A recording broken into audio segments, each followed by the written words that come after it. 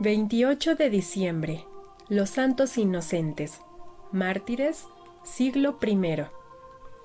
Por 3 motivos llamamos inocentes a los niños betlemitas que fueron víctimas de la crueldad de Herodes. Lo primero, porque no conocieron la corrupción de la tierra. En segundo lugar, porque su sangre fue vertida injustamente y sin que hubiera culpa alguna de su parte. Y también porque su martirio, sufrido por causa de Jesucristo, les confirió la inocencia bautismal, es decir, los limpió de la mancha original. La degollación de los santos inocentes es uno de los sucesos que, juntamente con la adoración de los reyes y la huida a Egipto, siguieron al nacimiento de nuestro Señor Jesucristo, y cuyo relato es asunto o materia del 2º capítulo del Evangelio de San Mateo.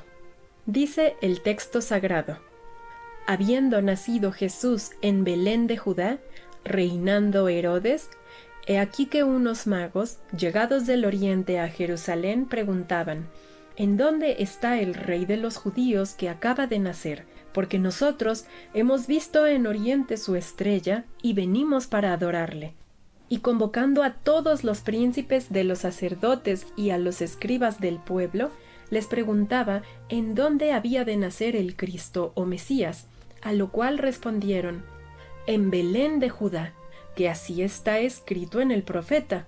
Y tú, Belén, tierra de Judá, no eres ciertamente la menor entre las principales ciudades de Judá, porque de ti saldrá el caudillo que rija mi pueblo de Israel.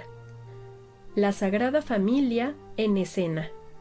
Entonces Herodes, llamando en secreto o a solas a los magos, averiguó cuidadosamente de ellos el tiempo en que la estrella les había aparecido, y encaminándolos a Belén, les dijo: id e informaos puntualmente acerca de ese niño, y en habiéndole hallado, dadme aviso para que yo vaya también a adorarle. Luego que oyeron la respuesta del rey, partieron, y he aquí que la estrella que habían visto en oriente iba delante de ellos, hasta que al llegar sobre el sitio en que estaba el niño, la estrella se paró. A la vista de ésta se regocijaron por extremo, y entrando en la casa, hallaron al niño con María, su madre, y postrándose, le adoraron. Y abiertos sus cofres, le ofrecieron presentes de oro, incienso y mirra. Y habiendo recibido en sueños un aviso del cielo para que no volviesen a Herodes, regresaron a su país por otro camino. Después de que ellos partieron, un ángel del Señor apareció en sueños a José y le dijo: levántate, toma al niño y a su madre y huye a Egipto y quédate allí hasta que yo te avise, porque Herodes ha de buscar al niño para matarle. Levantóse José, tomó al niño y a su madre de noche y se retiró a Egipto, donde se mantuvo hasta la muerte de Herodes, de suerte que se cumplió lo que había dicho el Señor por boca del profeta: llamé de Egipto a mi hijo. Entretanto Herodes, viéndose burlado de los magos, irritóse sobremanera y mandó matar a todos los niños que había en Belén y en toda su comarca, de 2 años abajo, conforme al tiempo de la aparición de la estrella que había averiguado de los magos. Entonces se cumplió lo que predijo el profeta Jeremías cuando dijera: una voz se oyó en Ramá, muchos lloros y alaridos. Es Raquel que llora a sus hijos sin querer consolarse, porque ya no existen. Muerto Herodes, un ángel del Señor apareció en sueños a José en Egipto y le dijo: levántate, toma al niño y a su madre y vete a la tierra de Israel, porque ya han muerto los que atentaban a la vida del niño. Levantóse José, tomó al niño y a su madre y vino a tierra de Israel, mas oyendo que Arquelao reinaba en Judea en lugar de su padre Herodes, temió ir allá, y avisado en sueños, se retiró al país de Galilea, y vino a morar en una ciudad llamada Nazaret, para que se cumpliera lo que dijeron los profetas: será llamado Nazareno. Veracidad de este relato. San Mateo es el único evangelista que refiere estos sucesos. Los demás no hacen alusión alguna, ni siquiera el mismo San Lucas, con ser tan detallista sobre la infancia del Salvador. Los historiadores antiguos, y en particular Josefo, que cuenta muy por menudo la vida de Herodes, tampoco hacen mención de este inhumano degüello. Este silencio ha llevado a muchos exégetas racionalistas a negar o a discutir la veracidad del relato evangélico. Nos desconcierta con razón la inaudita crueldad de Herodes, mas no nos extraña. La conducta del feroz tirano coincide en este drama sangriento, en esta degollación de inocentes, con lo que nos dice la historia de su astucia y perfidia, de su desprecio hacia la vida ajena, de su política insidiosa y de su ambición insaciable. No ignoraba las esperanzas mesiánicas de los judíos. Sabía por los doctores de la ley que las 70 semanas de años predichas por Daniel tocaban a su fin y que era general la convicción de que nacería pronto el Mesías prometido, el Redentor de Israel, el Rey incomparable y poderosísimo que, según creían los judíos y por consiguiente Herodes, había de restaurar el reino de David y darle un esplendor nunca conocido. El silencio de los historiadores. Refiere Josefo un suceso muy parecido al de la matanza de los santos inocentes. Dice que aquel tirano mandó fuesen muertos cuantos de su corte se habían declarado partidarios de los fariseos cuando éstos anunciaban que cesaría el gobierno de Herodes y que su descendencia sería destronada y sustituida por otra dinastía. A tales extremos de odio lo llevó la pasión de dominar que por unas sospechas no perdonó ni a los miembros de su propia familia. A tales extremos de odio le llevó la pasión de dominar que por unas sospechas no perdonó ni a los miembros de su propia familia. 5 días antes de su muerte ordenó que también su rebelde hijo Antípatro fuese ejecutado.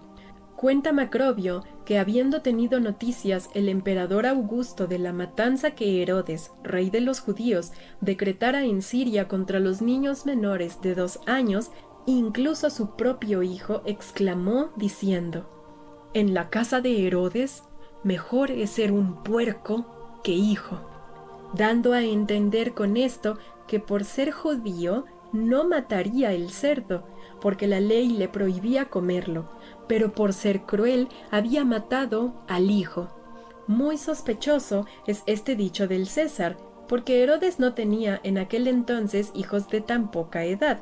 Con todo, recogemos la anécdota porque demuestra que en la antigüedad se relacionaba la degollación de los santos inocentes con la muerte violenta y criminal de un hijo del tirano coronado. El silencio de los historiadores contemporáneos respecto a este controvertido asunto tiene, por otra parte, fácil explicación. El registro de pormenores solo interesaba cuando ellos se referían a datos de cierto alcance. La muerte de unos cuantos niños a manos de un tiranuelo y en un rincón de Judea no pasaba de ser un acontecimiento insignificante. Fecha de la degollación. Sábese que Cristo, Señor nuestro, nació en cuanto hombre a fines del reinado de Herodes, y lo más probable es que fuera el último año. Murió el tirano en la primavera del 750 de Roma, poco antes de la Pascua. Los sucesos acaecidos desde entonces hasta la vuelta de Egipto se realizaron en corto tiempo. Sin embargo, no parece posible poder encuadrarlos dentro de los 40 días que transcurrieron desde el nacimiento hasta la presentación del niño en el templo. San Agustín pone, como es muy natural, la huida a Egipto después de la presentación. También fueron posteriores, por consiguiente, la adoración de los magos y la degollación de los niños de Belén.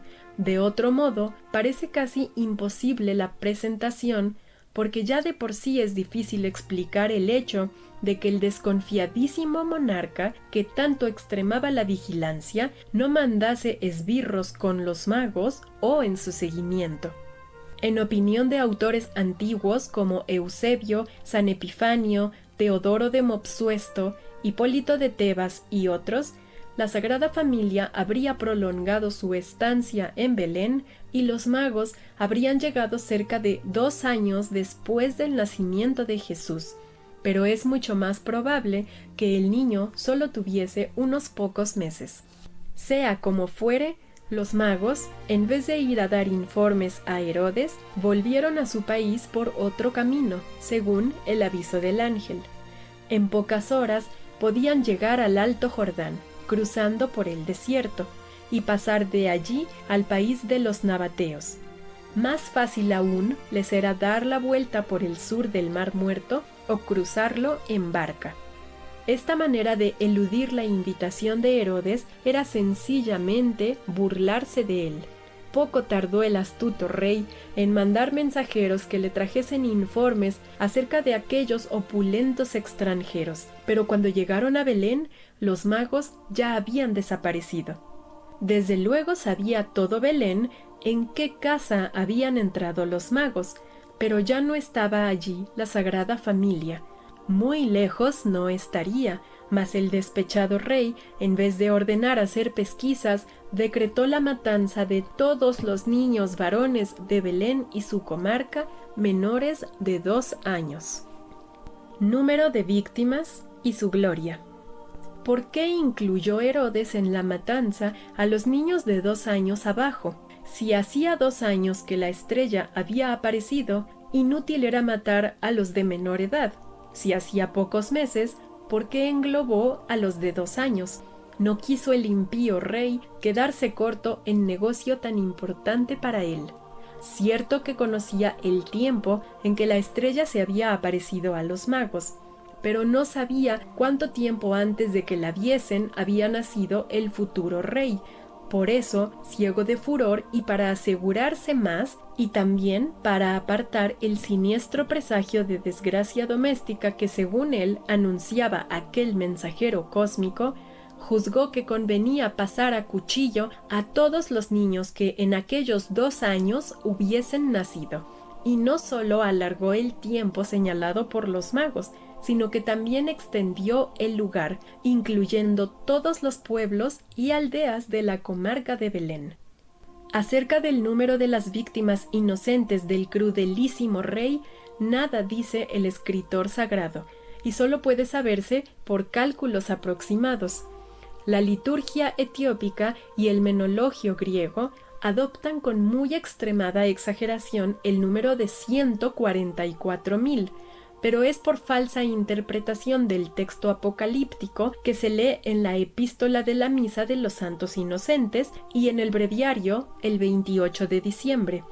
Igualmente cayeron en la exageración algunos autores eclesiásticos al afirmar que Herodes hizo degollar a todos los niños de Belén y sus contornos. En aquel entonces tendría Belén a lo más unas 2.000 almas, contando que por término medio se registraban anualmente unos 30 nacimientos por cada 1.000 habitantes y suponiendo que la mitad sean niñas, quedan 15 niños, y descontando los que mueren en número relativamente alto, se reducen estos a 7 u 8, lo que da para 2 años y por 1.000 un contingente de 14 a 16 varones o a lo más 20. Por consiguiente, podemos contar entre 30 y 40 los que cayeron muertos al filo de las espadas de los fieros sicarios de Herodes en esta horrible matanza. Días de luto y día de gloria. Ignórase el género de muerte que sufrieron estos bienaventurados. Lo que pasó en aquella cruel jornada no lo puntualiza San Mateo, pero lo dice la imaginación de los agiógrafos, predicadores y artistas que pintan la ferocidad de los soldados, los alaridos de las madres y el terror y los gritos de las tiernas criaturas. Se puede creer, con San Vicente de Ferrer, que Herodes se daría traza para juntarlos con maña en algún salón o plaza pública con la promesa de algún premio a las madres que los llevasen, las cuales ciertamente estarían muy lejos de pensar que iban a entregarlos a los verdugos. Lo que no deja de referir el historiador sagrado, con palabras emocionantes, son los lamentos y súplicas de las atribuladas madres, en cuyo dolor ve San Mateo cumplido lo que profetizara Jeremías cuando la toma de Jerusalén por los caldeos. Los cautivos judíos que mandaban a Babilonia fueron juntados en Ramá, de la tribu de Benjamín, población situada a 2 horas de camino al norte de la ciudad santa. En trance tan doloroso, expresa el profeta la aflicción del pueblo de Dios con una admirable comparación. Supone que Raquel, madre de Benjamín, sale en aquel instante de su tumba, en los contornos de Belén, y llora a sus descendientes con tan grandes y tan sentidos lamentos que se oyen en Ramá. Así lloraron las madres de estos inocentes corderillos sobre los sagrados despojos. La Iglesia nos describe la gloria y la dicha de que gozan los santos inocentes en el cielo, con las mismas palabras con que refiere San Juan su visión de aquellos 144,000 vírgenes que siguen por todas partes al místico Cordero. A tan gloriosísima y escogida falange pertenecen estos que fueran flores y primicias de los mártires que, sin haber conocido la corrupción de la tierra, fueron lavados en la sangre del divino Cordero. Reliquias y culto. Desde los primeros días de la Iglesia profesan los cristianos un verdadero culto y gran devoción a los santos inocentes. En todas partes ha habido desde muy antiguo ansias por tener reliquias de estos simpáticos cortesanos del Rey de los cielos. Muchas son las iglesias que se glorían de ser particioneras de tan rico tesoro. En Belén, no lejos de la cueva del Nacimiento, se halla una capilla dedicada a los inocentes mártires del Divino Niño. Muy justo y razonable es que así sean honrados muy cerca de la cuna del que fue ocasión de su muerte, amén de que, según rezan las tradiciones, fue aquel mismo el lugar de sepultura de sus cuerpos mutilados. En Roma reciben culto especial en la Basílica de San Pablo extramuros y en la iglesia de los agonizantes. En la primera se guardan varios cuerpecitos y en ella hay estación el 28 de diciembre en que se conmemora su fiesta.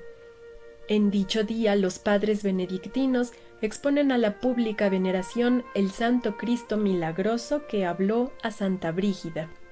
Desde muy remota antigüedad viene honrando la Iglesia con culto especial a los santos inocentes convertidos en hermanos de los ángeles.